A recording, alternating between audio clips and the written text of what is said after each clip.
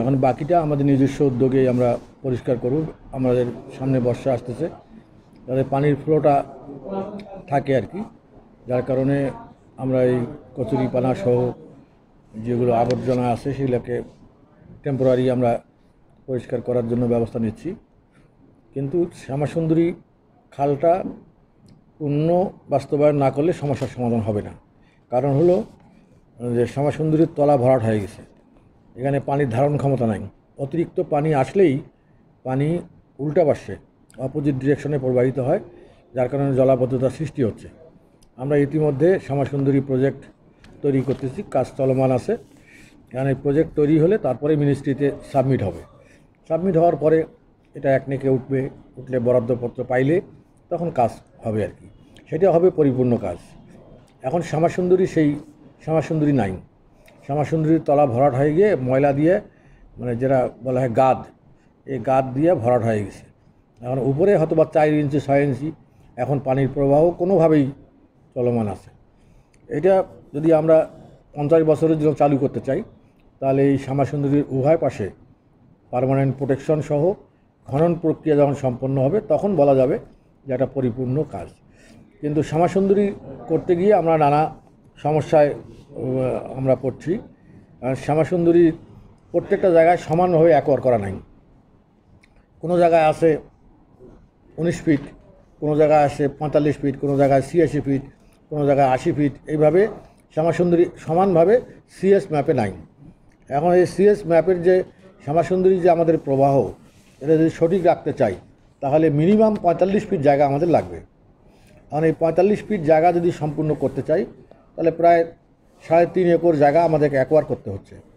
Acquire করা plus ওর উপরে যে ভবনগুলো আছে, অনেক জায়গায় ভবন আছে, সেই ভবনগুলো কম্পেনসেশন দেওয়া, এইগুলো নিয়ে এটাকে এক জায়গায় সন্নিবেশিত করে একটা প্রজেক্ট প্রোফাইল তৈরি করা হচ্ছে। এটা যদি তৈরি হয় তাহলে তোমার শ্যামাসুন্দরী আগামী 50 বছরের জন্য সাস্টেন করবে। আর যদি না হয় তাহলে এই শ্যামাসুন্দরী রংপুরের মানুষের জন্য গলার কাটা হয়ে থাকবে। হ্যাঁ, এই কাজটা আমরা করার জন্য চেষ্টা করতেছি। আমরা আমাদের এখানে 22 তারিখে আমাদের বিভাগীয় কমিশনারের কাছে আবার নতুন বিভাগীয় কমিশনারের সঙ্গে আমাদের এই শ্যামাসুন্দরী বিষয়ে আমাদের আলোচনা হয় এবং কনসাল্টিং ফার্মও সেখানে উপস্থিত ছিল, আমাদের কর্মকর্তারা উপস্থিত ছিল, পানি উন্নয়ন বোর্ড, পিডব্লিউডি সবাই ওখানে উপস্থিত ছিল। তাদের উপস্থিতিতে আমাদের এই কাজগুলো আমরা করার চেষ্টা করতেছি।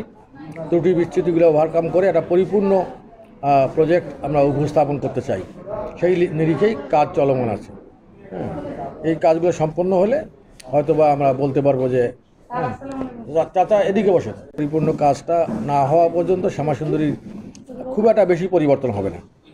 এখন যে অবস্থা আছে, এটা যদি মনে করো 200-300 মিলিমিটার বৃষ্টি হয় তাহলে কিন্তু এই শ্যামাসুন্দরী আর কার্যকারিতা থাকবে না। অ্যাট এ টাইমে এতগুলো বর্ষার পানি, হাউসহোল্ডের পানি, সব পানি কিন্তু শ্যামাসুন্দরী ক্যানেল ধারণ করতে পারবে না। যদি ধারণ করতে না পারে 2-4 দিন পানি জলাবদ্ধতার সৃষ্টি হতে পারে, একবারের মতো আগে যেমন হয়েছিল। ঠিক একই অবস্থায়, তার কারণে এটার পানি নিষ্কাশনের একটা লিমিটেশন আছে। যদি সেই ক্যানেলের গভীরতা না থাকে, সেই ক্যানেলে যদি পানি ধারণ ক্ষমতা না থাকে, তাহলে তো সেই পানি অপোজিট ডিরেকশনে যাবে, এটি স্বাভাবিক। তো সেই জন্য আমাদের প্রচেষ্টা অব্যাহত আছে।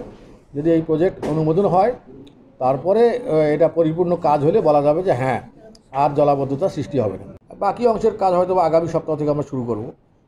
এটা একদিনে হবে না, স্টেপ বাই স্টেপ কাজ আমরা করতে থাকবো যতক্ষণ পর্যন্ত আমরা লাস্ট 7 মাথা এন্ড পর্যন্ত যাই নাই, ততক্ষণ পর্যন্ত কাজ চলমান থাকবে।